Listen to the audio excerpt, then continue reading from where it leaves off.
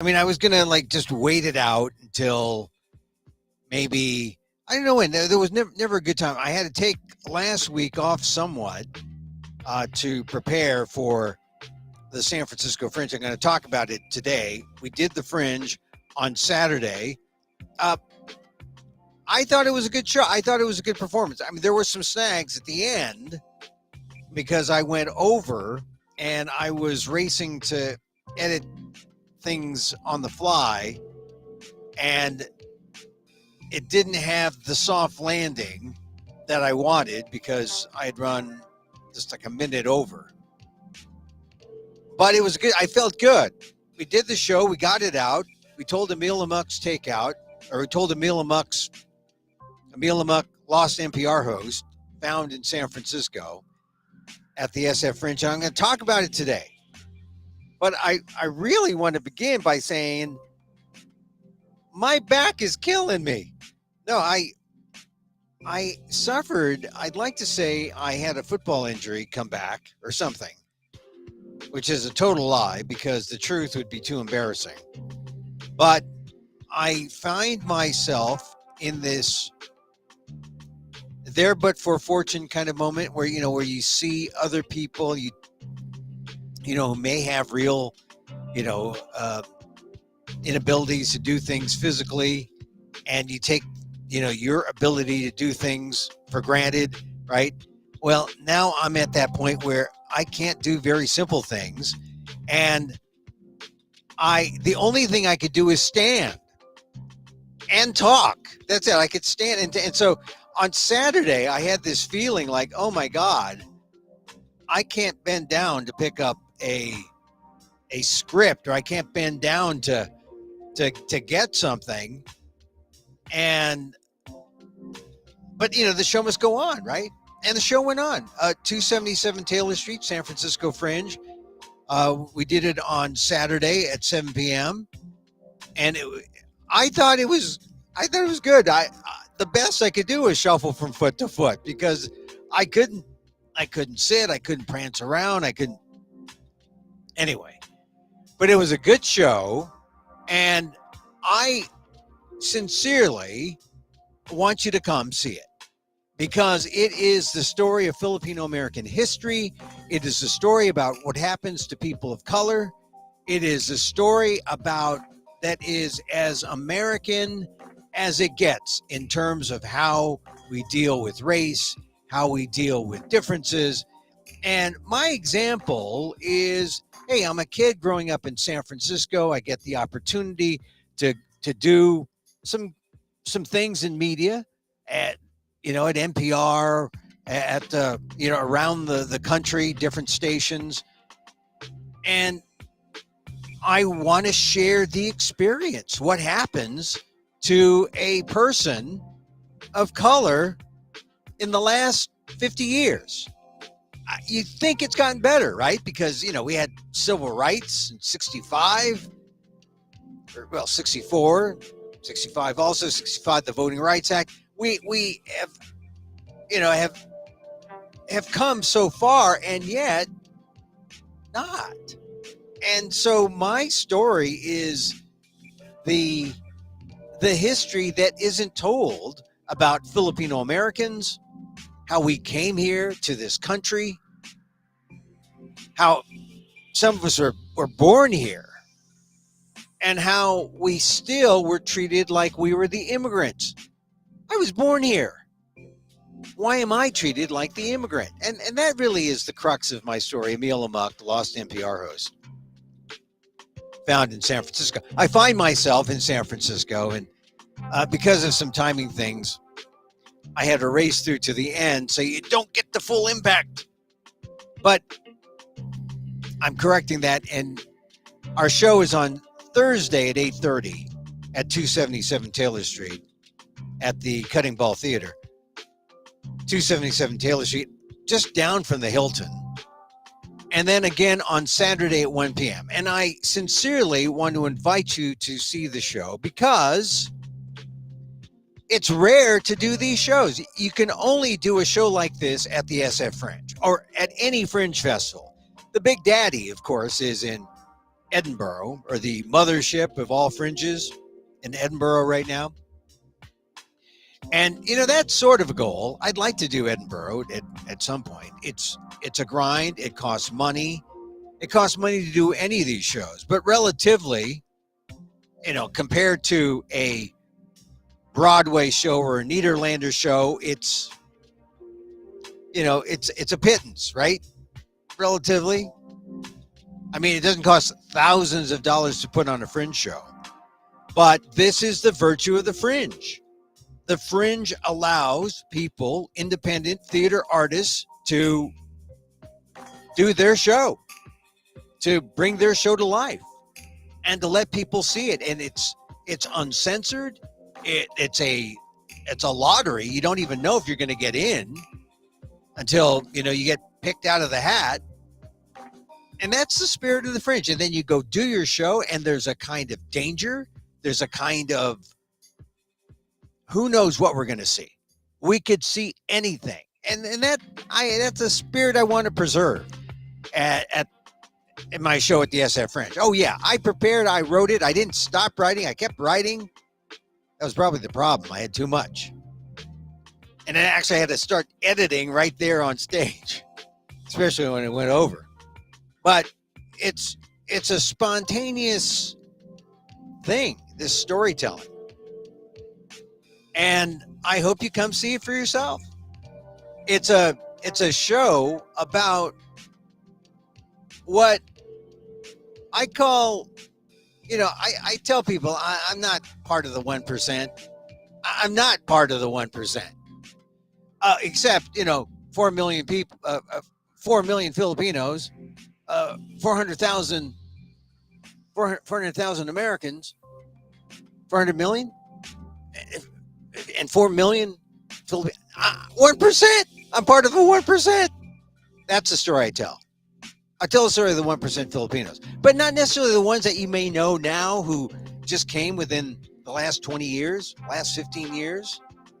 I go way back I'm a direct descendant to one of the first Filipinos to come to San Francisco in the 20s and 30s.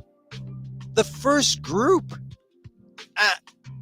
Look, I'm not saying that it's like being a direct descendant of slaves, but in some ways, colonized Filipinos who came in the 20s were kind of like slavery 2.0. The chains were in their head, but they were allowed to come. What happened to them? And why did they come in the way that they did? 30,000 men, hardly any women. By design, because they didn't want them starting families. And that's where I come in. How did I become me? I mean, it's a story you rarely hear, which is why it's urgent. And here in San Francisco, Filipinos, you say, I see Filipinos all the time, Emil. I ride the Muni all the time. I see them at work. I see them at school. A lot of them are sons and daughters, maybe, of second, third generation. A lot of them are later immigrants from the 2000s, 2010s, maybe even 2020.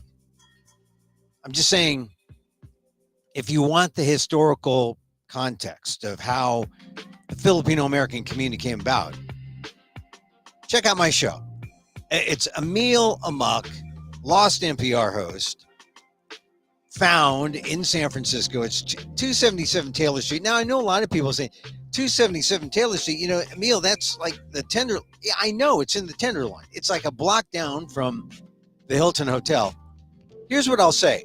I know some people are kind of skittish about going out to downtown San Francisco, especially from what they read in the news or what they see, being broadcast. And sometimes the reporting is, I wouldn't say it's more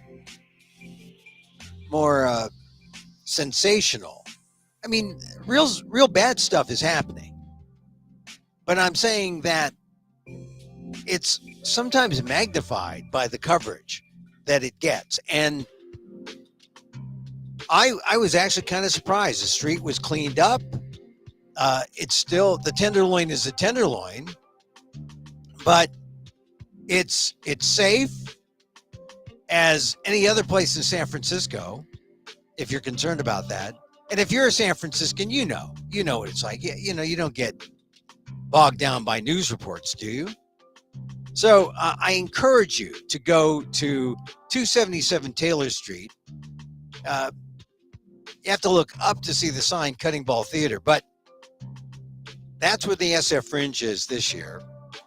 And I just have to tip my hat to the organizers, Christina.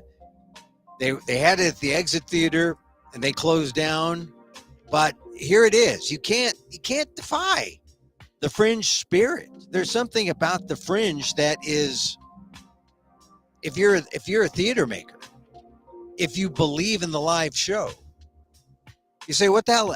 I'm going to go see it. I want that energy. I want that kind of theater, because believe me, it's not some Niederlander production. I mean, I don't sing in my show. There's hardly any dancing. No, there's no dancing. No dancing. No singing. I do gong karaoke. Play my gong. Makes a cameo. And you'll learn a lot about the Filipino American experience. Is that something you want to know? Emil, I want to get entertained. I want to be entertained, and I don't really want to know too much about Filipinos. You're nice people and everything, but I really just want to be entertained. You'll laugh. There's some funny parts. There's some poignant parts. And I'm not really just doing it for myself. Although the importance of me telling the story is that I am a direct descendant of the original Filipinos who came here to San Francisco. And I have a perspective as a son of one of those guys who got off the boat because they were colonized by the United States and they were told to come to America and work. So I tell that story, and you'll see it's not just a Filipino story, it's an American story. It's a human story. And somewhere there, even though you may not care or give a whit about Filipinos, you'll say, God, I can relate to that story. I can relate to what happened to you, Emil, at NPR. I can relate to what happened to you, in the timeline of history. I talk about the first. What happens if you're first? If you're first, sometimes you're forgotten. I mean, that's the reality, the sad reality. And I go into that. I mean, it's surprising to find out, in my show, how many first that I outline. First colony of the United States, Philippines. First to the U.S., Pilgrims, Jamestown, Philippines, or Filipinos. First Filipino showbiz stars, Olivia Rodrigo. She's great, but Bruno Mars, James Robert Amok. What? I mean, James Robert Amok? Yeah. We even talk about the first. Well, yeah, it's just a ton of firsts, and no one knows them. They're forgotten. I remember them. That's the SF Fringe production or presentation of my show, Emil, Amok, Lost NPR host, found in San Francisco, 277 Taylor Street. Next show, Thursday, 8:30 p.m. And then Saturday at 1 p.m., the grand finale. Check it out. Tickets reasonable. Go to amok.com. Get the link. Go to Eventbrite, Eventbrite, and check it out. So one thing I discovered as I was writing the show, and it's the reason why you got to tell the story. You got to keep telling the story, because if you stop telling the story, people will forget and they won't care. And they won't miss what they don't know. And they need to hear this. It's an American story. And just to show you why it's important for me to tell this story, my story. So I'm there, I'm writing the other day.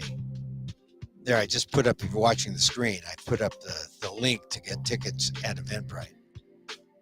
I asked chat, the AI, hey, tell me about Emil Guillermo at NPR. It said Emil Guillermo was never at NPR. Incorrect host, it said. Never. This is the kind of thing in modern life, right? Databases change. History is screwed up. We remember what we want to remember until someone who consistently taps you on the shoulder and nags you and says, hey, Filipinos were here. Filipinos were here. Yeah, first. The first, not just the first Filipinos, but actually first. And that's got to count for something, right? I explore that in my show. It is just about me, but it's not just about me. I mean, really, it's not an egotistical show. It's not. It's amusing. You'll go away from it saying, darn, I didn't know. You'll know at least 5 things, or you'll learn at least 5 things you didn't know before. At least 5. And nothing personal about me, but just 5 things in general. Filipino history, Filipino Americans. And mind you, it's not Filipino, it's American history with the Filipinos. So I hope you come, and I hope the word of mouth is good. I was in the reviewing game back in the 1980s when I was a cron. And,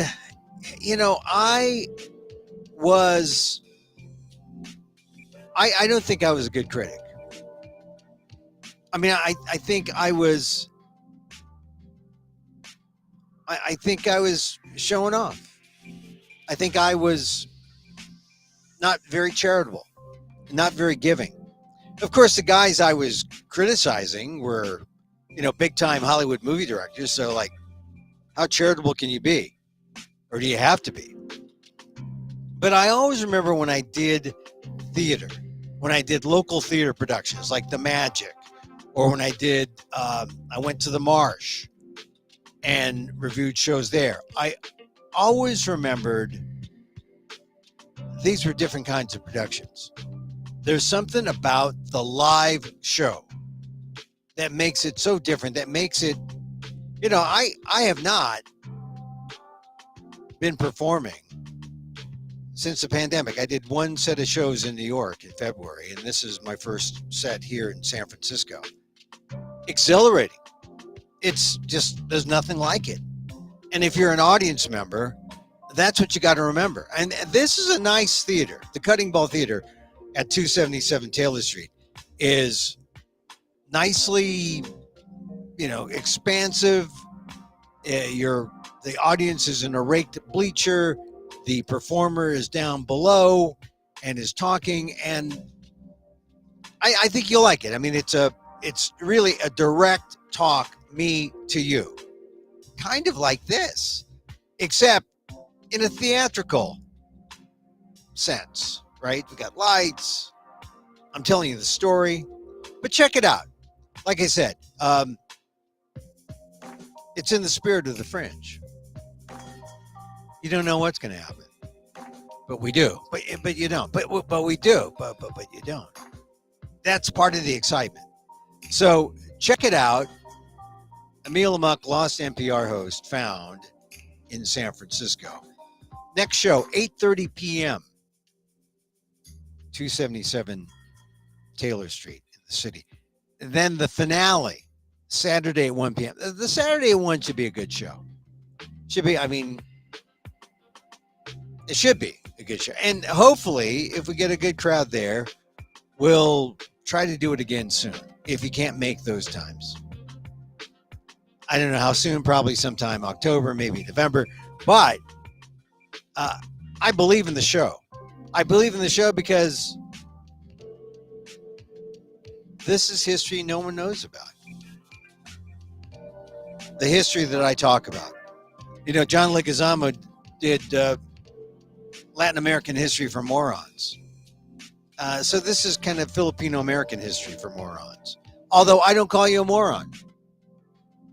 I'm just saying the ignorant. No, you're not even the ignorant. For people who weren't exposed. So now you get to be exposed. So I'm going to just loop this over and over again between now and Thursday. Mind you, there's a lot of big news happening as we speak. First off, there's the grand jury, right, in Georgia. And that's important. We need the grand jury in Georgia to do its thing. And it's not frivolous. It's important because it's a state grand jury. And it means that the former president, Donald Trump, doesn't get a get-out-of-free card. He can't pardon himself. He's got to go through it. That's one thing. The second thing is you're likely to have that trial on television because it's a state trial. We'll get to see it. We'll get transparency, which is what we need and what we want. The idea of pressing Donald Trump it's not partisan, Republican, Democrat. It is pro-democracy. And if you're pro-democracy, then we need to let the grand jury vote on the evidence and see if indictments are forthcoming. And it looks like, as I speak, it looks like the witnesses have sped up, in terms of their appearance. Some were going to appear yesterday. They're appearing today. We may get an indictment as soon as tomorrow. Is that possible? It can happen. And they're preparing for it. So that's big news number one. And big news number two is Maui. I don't know if you've been. Chances are, if you're on the West Coast, you've been. I have always been fond of Oahu more than Maui, maybe because I'm kind of like a strange island visitor. I like the city. I like the urban feel. And Oahu, the island where Honolulu is, has it all, right? I mean, you can go up north, go up country, you can go downtown in the city, you can go to the suburbs, you can go, it really has the range of all the islands. And when I lived in Hawaii, I was always partial to Oahu. That's where I worked. I stayed there. I didn't go island hop. I could have, I should have, maybe. But I visited Maui in the past. My sister lived there for a brief time, visited her often, not necessarily to her chagrin, but it's like, oh, Emil, you're visiting again? Well, there's your couch. I mean, she had a small place. And then subsequent, she worked in a hotel in Maui. And so I got to know the island, but certainly up that road, not down the road.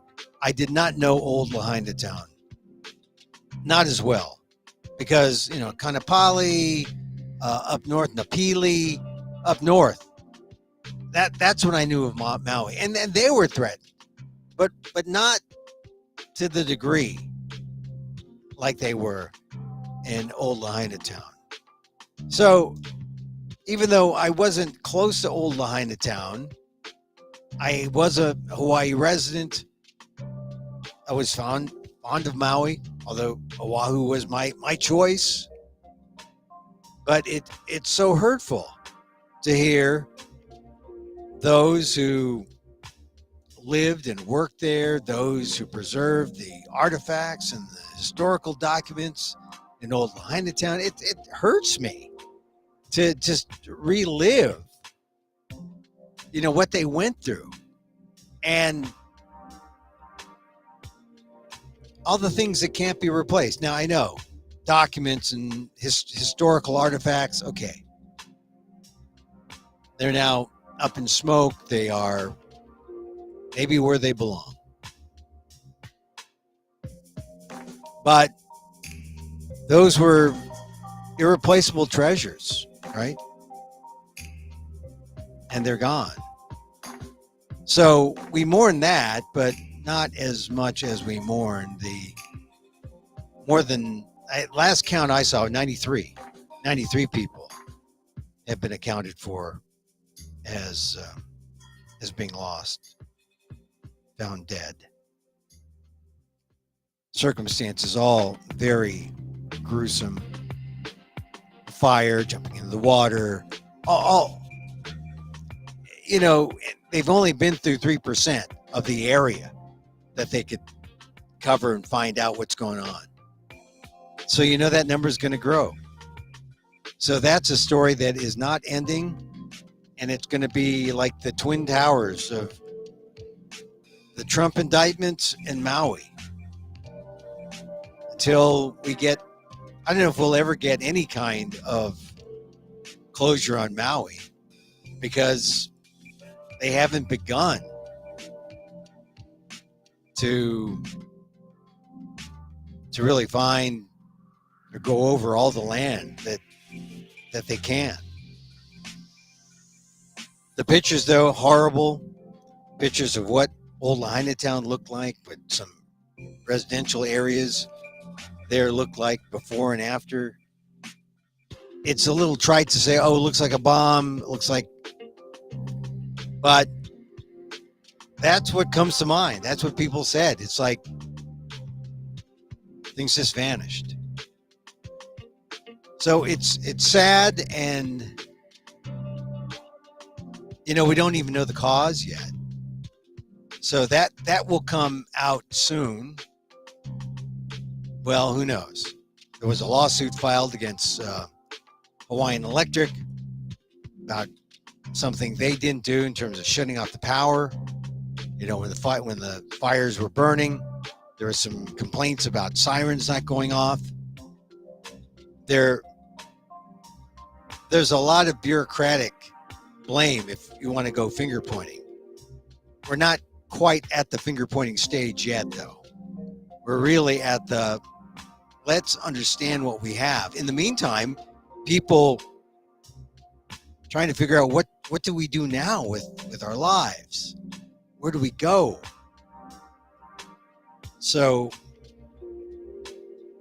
this is another one of those there but for fortune moments where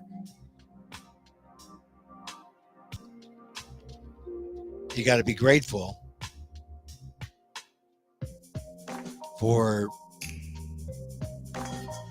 your life and that you were spared the kind of tragedy that these people had to face, and then begin to feel that empathy and try to show your gratitude with generosity, donations to help those in need. In the reports, you see people just mobilizing, getting supplies together. Very touching. People with nothing helping others who have less. And it's something that I think has to be a national lesson. A national lesson for all of us. Not just because of the fires and the climate, but also just in the empathy. I mean, fires have happened all over, right? California, we had fires up in Canada, and the smoke hitting us here in the United States. I mean, I know here just in California, right? We had the Camp Fire, we had fires in Santa Barbara, and near Montecito. We had, I mean, the fire danger over the last 3-4 years in California has been just, well, there have been some moments where you just wonder. I mean, and I'm leaving out fires around, around the Merced area. I mean, there are lesser fires you don't hear about. You might hear about the Camp Fire up near Chico. But this fire in Maui, it's like the worst in 100 years. I think we've got to start thinking about, well, how can we be proactive in the future? I mean, right now, the immediate concern is these families. But as I said, already some survivors have filed lawsuits against the power company there, Hawaiian Electric. Some people are questioning. I don't know if it's fair to question the federal government, but the locals, maybe they should have been better prepared. It's so hard. And I'm just lucky that, my relatives, friends, I know of, we don't know, but my sister has moved off the island for a few years now.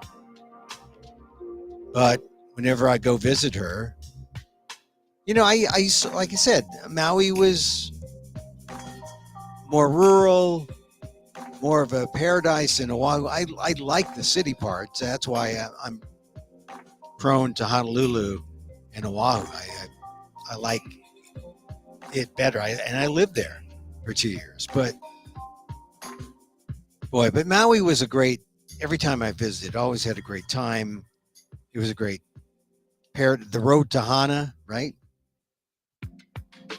Unforgettable moments in my life. So when you're not there, you can talk about it,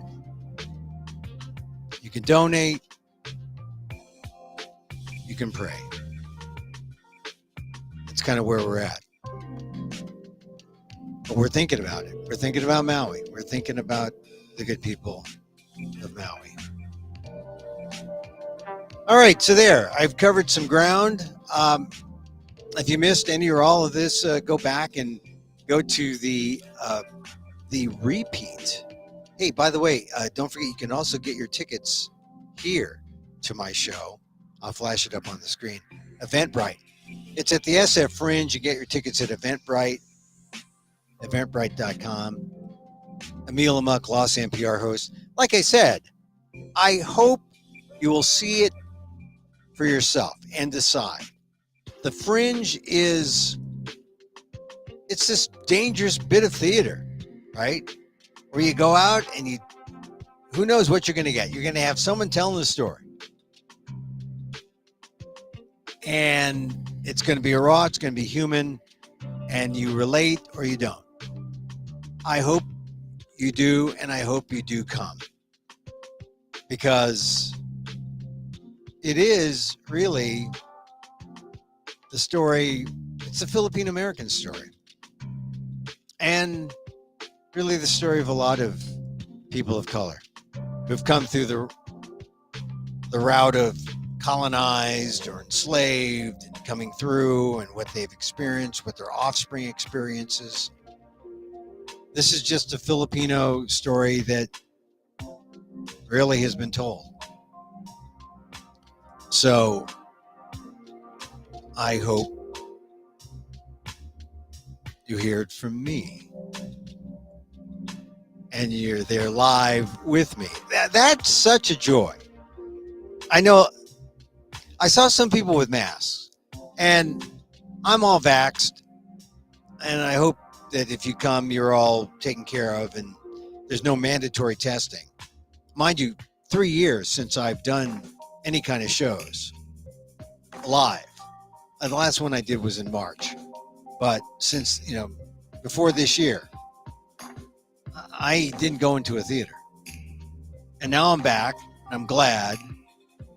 And I just hope you're there to cherish that feeling with me of being there, being in that situation where I'm telling this story and we don't know where it's going to go. It's kind of exciting and dangerous in that way. Oh yeah, I've rehearsed. I mean, there's a story, but when I go before this fringe crowd, and I even talk about it. I talk about, meeting Spalding Gray and in the 80s, and I don't talk about studying with Mike Daisy, but last year or so I've been studying with Daisy, and we've been talking about technique, talking about what he does, and he's him. I'm not Daisy. He's not Emil Guillermo, but there's a little bit of that dangerous anarchistic spirit, theater spirit that's involved. It's live, and we're doing it 2 more times. We're doing it Thursday at 8:30 p.m. and we're doing it Saturday at 1 p.m. It's Emil Amok's Takeout, Lost NPR host. And I'll tell you, I really am the Lost NPR. And I tell it in the show. And it's like a surprise to me even how lost I am. But let me just put it this way. The erasure has begun, which is why we must keep telling our stories. We must keep telling our stories. So if you're here for the live show, this show here is really just, this is me talking. And it's intended to be like a radio show, intended to be like it's Emil's micro talk show on all things considerable. The micro talk show of the AAPI and the AAXs and all the rest of us. Because, you don't have to be Asian to listen to this show. But I do this show as a way of staying in the moment. And so if you've missed any or all or part of this, go back to the beginning. You can get it again wherever you find this. I don't podcast this out on the regular podcast sites, but if you go to YouTube, my YouTube channel, at Emil Amok1 on YouTube, Facebook, fb.com/EmilGuillermo.media. And then on Twitter, X, now it's called X. I don't know. It's called X. I don't know if I like it as much. X, go to at EMILAMOK. All right. I talk about meditation a lot. I also mention in my show, it's helped me. And it's the love. It's showing the love. Even to the negative things, it's showing the love. So I'm showing the love. And so as I wish for me, I wish for you. May you be safe. May you be happy. May you be healthy. And may you live with ease. Emil Guillermo here. Thursday, 8:30 p.m., 277 Taylor Street, San Francisco. Bring cash. It's cash only. It's a cash bar. It's weird. Bring cash. And then Saturday at 1 p.m. Or go to Eventbrite and you can use your credit card there. Go to Eventbrite. EVENTBRITE. SF Fringe. Emil Amok, Lost NPR host. All right. Till next time, Emil Guillermo here. Mahal Gita.